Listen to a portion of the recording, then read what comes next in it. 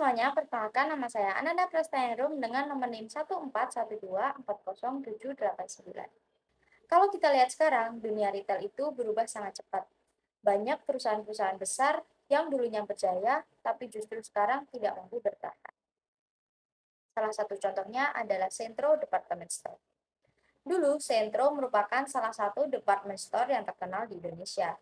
Tapi sekarang mereka sudah bangkrut. Kenapa bisa begitu?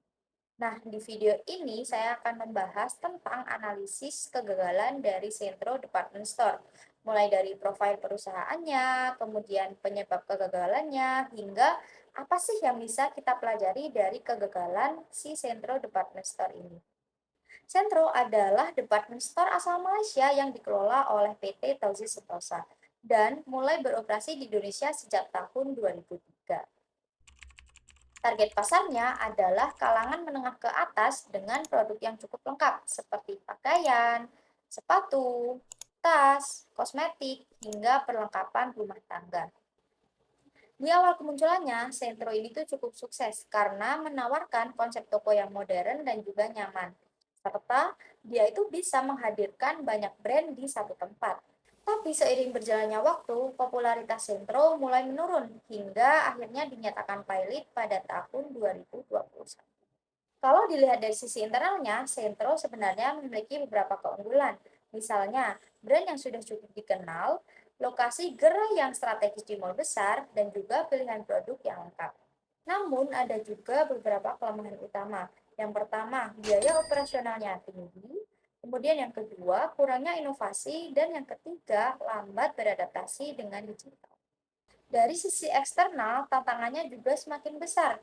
Munculnya brand fast fashion seperti Uniqlo, Zara, dan juga H&M membuat konsumen memiliki lebih banyak pilihan yang lebih up to date. Selain itu, perkembangan e-commerce seperti Shopee dan juga Tokopedia mempengaruhi kebiasaan belanja masyarakat. Mereka jadi lebih suka belanja online karena dinilai lebih praktis dan juga harganya itu seringkali lebih murah. Ditambah lagi adanya pandemi COVID-19 yang membuat jumlah pengunjung mal turun drastis. Tentunya ini juga berpengaruh kepada penjualan dari Sentro Department Store. Sebenarnya, tanda-tanda kegagalan dari Sentro sudah mulai terlihat sebelum adanya pandemi. Beberapa gerai mulai ditutup karena penjualan yang terus menurun. Mall juga mulai sepi dan konsumen lebih memilih belanja ke brand langsung ataupun secara online. Saat pandemi terjadi, kondisinya semakin parah. Mall sempat ditutup, pengunjung menurun drastis, dan juga beberapa supplier itu mulai menarik diri dari Sentro Department Store. Akhirnya, banyak gerai dari Sentro ini tuh ditutup di berbagai kota.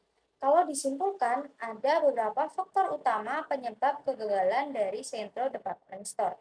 Yang pertama, Sentro tidak mampu beradaptasi dengan perubahan pasar. Yang kedua, Sentro kalah bersaing dengan brand-brand fashion yang lebih modern. Yang ketiga, Sentro tidak mengembangkan strategi digital. Dan yang terakhir, biaya operasionalnya terlalu tinggi. Semua faktor ini akhirnya menyebabkan masalah keuangan yang serius, sehingga Sentro dinyatakan pilot pada tahun 2021. Dari kasus ini ada beberapa pelajaran penting yang bisa kita ambil. Pertama, perusahaan harus bisa mengikuti perubahan zaman. Yang kedua, perusahaan tidak boleh hanya mengandalkan toko fisik saja, tetapi dia juga harus bisa untuk masuk kepada platform digital. Yang ketiga, perusahaan harus bisa mengelola efisiensi biaya operasional. Dan yang paling penting, strategi perusahaan yang dulunya berhasil itu tuh belum tentu tetap relevan ketika digunakan kembali. Sebagai penutup, dari kasus Sentro ini menunjukkan bahwa perusahaan besar sekalipun belum tentu bisa bertahan jika dia tidak bisa mengikuti perubahan zaman. Terima kasih.